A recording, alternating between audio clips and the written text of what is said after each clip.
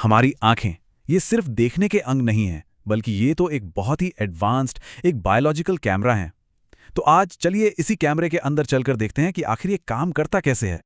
कभी सोचा इस बारे में कि कैसे बस कुछ सेल्स का एक गुच्छा मिलकर हमें एक पूरी दुनिया दिखा देता है। उसके रंग, उसकी गहराई, सब कुछ। ये वाकई कमाल है। तो चलिए इस पूरी प्रक्रिया को ना एक एक करके परत दर परत समझते हैं। अच्छा, तो इसे समझने का सबसे अच्छा तरीका क्या है?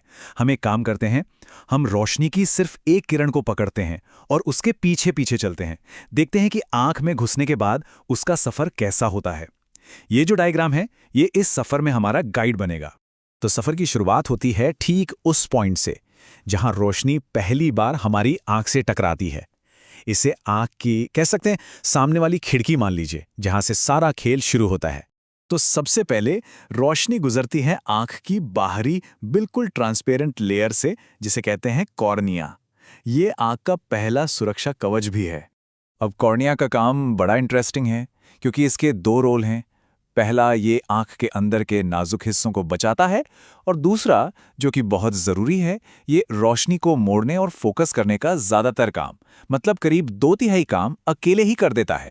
ठीक है, तो कॉर्निया से पार होने के बाद रोशनी का अगला पड़ाव है आइरिस और प्यूपिल।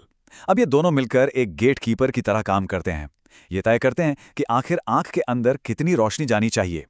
इसे ना बिल्कुल एक कैमरे के अपोचा की तरह समझिए। आइरिस, जो आंख का रंगीन हिस्सा होता है, वो असल में एक मसल है, और ये बीच के काले डॉट यानी प्यूपिल के साइज को कंट्रोल करता है। जब रोशनी बहुत तेज होती है तो ये प्यूपिल को सिकोड़ देता है, और जब अंधेरा होता है तो उसे फैला देता है, ताकि बिल्कुल सही मात्रा में रोशनी अंदर जा सके। तो रोशनी अब आंख के अंदर तो आ गई है, लेकिन अभी भी तस्वीर साफ नहीं है, वो धुंधली है। एक एकदम क्रिस्टल क्लियर इमेज बनाने के लिए उसे बहुत सटीकता से फोकस करना होगा, और बस यही से लेंस का काम शुरू होता है।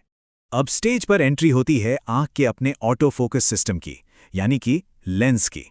ये एक कमाल की चीज है, क्योंकि ये अपना आकार बदल सकता है। तो लेंस का मेन काम है रोशनी की फाइन ट्यूनिंग करना। मतलब कोई चीज पास हो या दूर, लेंस अपना आकार बदलकर ये पक्का करता है कि रोशनी एकदम सटीक तरीके से आंख के पिछले हिस्से यानी रेटिना पर ही फोकस हो। तभी तो हमें सब कुछ साफ साफ दिखाई देता है। लेकिन लेंस ये काम अकेले नहीं करता। उसकी मदद करती हैं सिलियरी बॉडी नाम की मसल्स। ये लेंस को कंट्रोल करती हैं।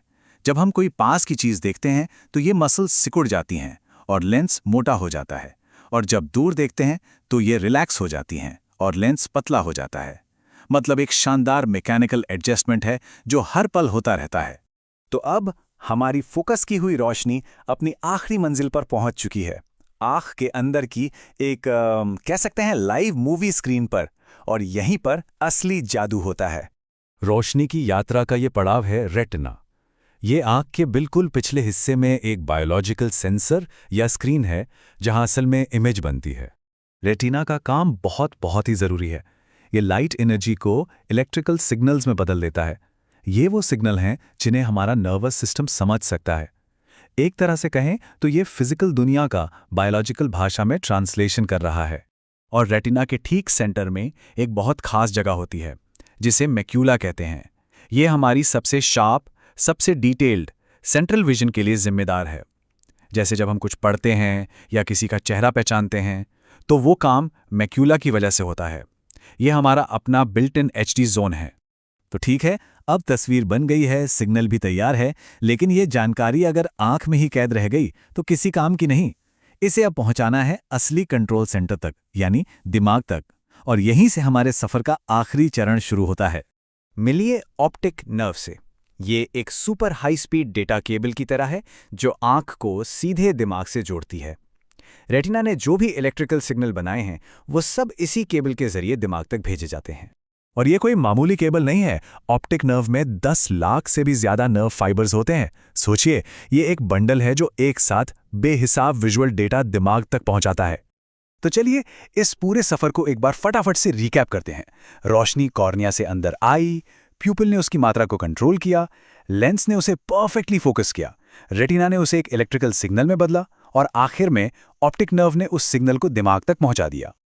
और कमाल की बात यह है कि ये सब कुछ पलक झपकने से भी तेज होता है। आंख के ये सारे हिस्से एक परफेक्ट ऑर्केस्ट्रा की तरह हैं, जो बिना रुके एक साथ इतने तालमेल से काम करते हैं कि हम इस खूबसूरत दुनिया को देख पाते हैं।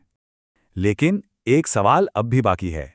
अगर आंख सिर्फ एक कैमरा है तो फिर वो फिल्म डेवलप कहाँ होती है? मतलब असली जादू तो दिमाग में होता है, जो इन सिग्नल्स को उस तस्वीर में बदलता है जिसे हम देखना कहते हैं। पर वो कहानी फिर कभी।